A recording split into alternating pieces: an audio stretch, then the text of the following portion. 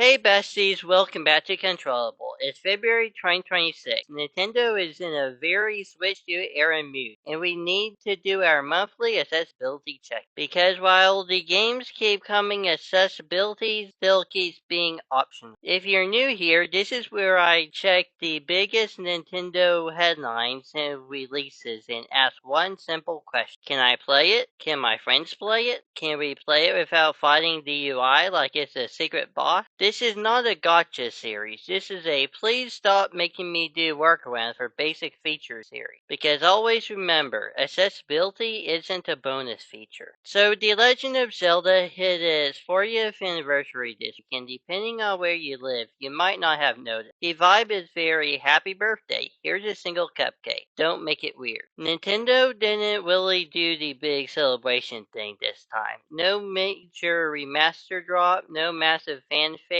Still, Japan did get something cute. A Bandai weapon collection with many versions of iconic gear, with the Master Sword, Hylian Shield, and all of that. And listen, I love a tiny little Master Sword as much as anyone. But when I think Zelda Anniversary, I don't think toy weapons, I think accessibility refresh. Nintendo, Zelda is your legacy series. Please treat it like one. So please include full control remapping, not choose between two layouts. Text size options that actually scale the whole UI. Subtitle customization with size, background, and speaker label. Audio sliders with music, SFX, and voices. And also, please reduce motion and camera options that stick. So happy birthday, Zelda 40th. This is the perfect time for an accessibility patch. Next, the Switch 2 wave keeps rolling, and we're seeing more third-party ports and it once better than we expected stories. Capcom literally said they were skeptical Resident Evil Requiem would run well on Switch 2, and then it ran so smoothly they were like, yeah, okay, let's do it. I love hearing that, I truly do. But here's the thing, power doesn't automatically equal accessibility. If a game can run a giant horror set piece at a stable frame rate, it can also run bigger UI text, clean high contrast mode, robust controller options, better subtitle tools, and modes and menus that don't require pixel perfect aiming. Always remember, performance does not always equal accessibility, but it sure can help. And this is a huge accessibility moment because open world RPGs are where many disabled players either thrive or bounce off hard. So here's what I'm watching for on Switch 2 ports like this. Can I adjust aim sensitivity, dead zones, and acceleration? Can I toggle between hold and tap for sprint, crouch, and add? Is there subtitle background opacity?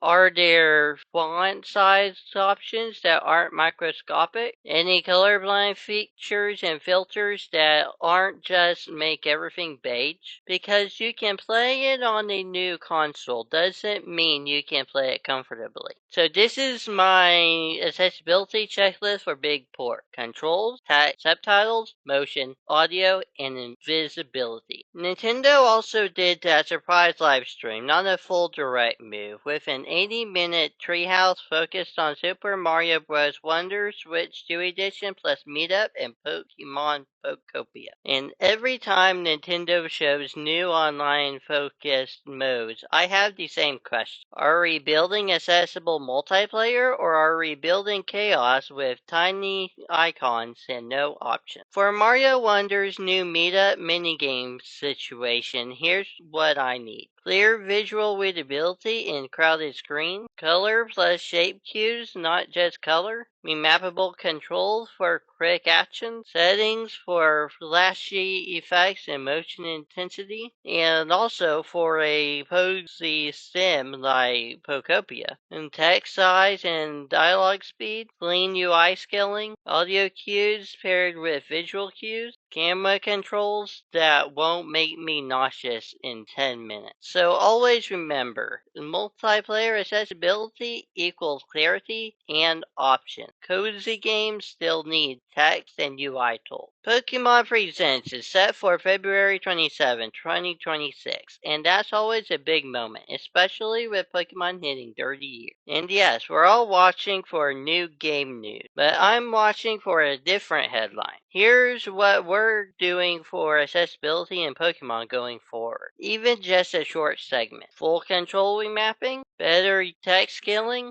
subtitle and audio improvement, reduced camera motion options, and consistent accessibility settings across games. Pokemon is the series people want to play with family, friends, and the community. Make it easier to join. So always remember that Pokemon presents wishlist, accessibility commitment, and consistency across titles. There was also a big roundup of free Switch and Switch 2 games. Fortnite, Apex, Fall Guys, Rocket League, Warframe Unite, Tetris 99 with NSO, and all of that. And I love free games for accessibility because cost is a barrier, full stop. But free to play also tends to come with busy menus, tiny text, sensory overload UIs, and a lot of time pressure. So if you're a disabled gamer trying these, my tip is this. Start by checking subtitle settings, UI scaling, controller options, motion settings, and audio sliders before you even queue a match. So always remember to check the settings before matchmaking. One of the most Nintendo 2026 stories I saw was someone modding the Zelda Game & Watch into a retro emulation handheld with an SD card slot. And look, I'm not telling anyone to go solder some tiny component. I'm saying people keep doing this because they want better library access, better device flexibility, and often better usability. When official options don't meet people where they are, communities build bridges. Nintendo could learn from that energy. So when official options fall short, communities build workarounds. One more thing. There is also a very heavy news story circulating about a kid, a family, and a Nintendo Switch. I'm not here to repeat the details, but I am here to say safety features matter, and accessibility overlaps with safety more than people think. Nintendo, please make sure parental controls are easy to understand, readable, usable with assistive needs, and clearly explained. And for parents and caregivers, please use every tool available, time limits, spending controls, and communication settings because the internet and games are intense environments, especially for kids. Safety tools must be usable tools, especially with clear menus, readable text, and simple setup. So that's February 2026. Switch 2 is bringing bigger ports, shiny live streams, and a lot of momentum, but accessibility still needs the same thing it's always needed. Nintendo is to make it standard, not special, not optional, standard. Tell me in the comments, what game are you trying to play right now? What's one setting you wish it had? And what's the most why is this not here in 2026 moment you've had this month? As always, be kind to yourself, hydrate, take breaks, and I'll see you next check-in.